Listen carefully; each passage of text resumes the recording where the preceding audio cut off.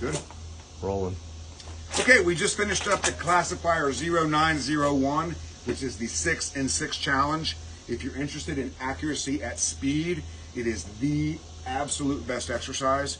We don't have self signal here, but your score roughly equates to a USPSA percentage. So if you got a 75, that's probably going to be A class or thereabouts. 85 would be master or thereabouts, depending on division. Right. So your score on this is roughly your USPSA percentage. Okay. You can look it up and get the layout. What we learn here is that trigger is more important than sight, as long as sight is acceptable. And this greatly benefits from a lot of group shooting. 25 yards freestyle, 15 yards strong hand, 10 yards support hand. Pretty much the toughest shots in the sport with a time component. Okay, I beg people to practice this on a regular basis, especially if you want to do it cold, right? Anybody who wants to be a USPSA Grandmaster should be able to do this cold for the first thing that they do.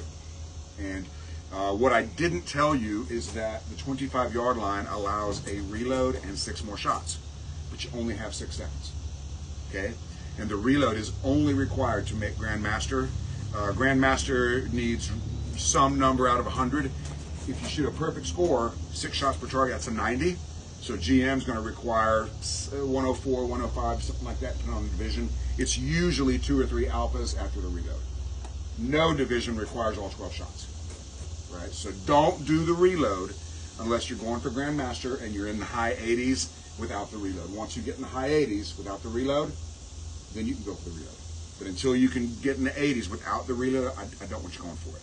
But if you're interested in accuracy at speed, toughest shots in the sport, this is where it happens, and you can use the USPSA classifier calculator to see where you are. Okay, that's why I love this exercise so much. Okay, 0901 6 in 6 challenge. Very good.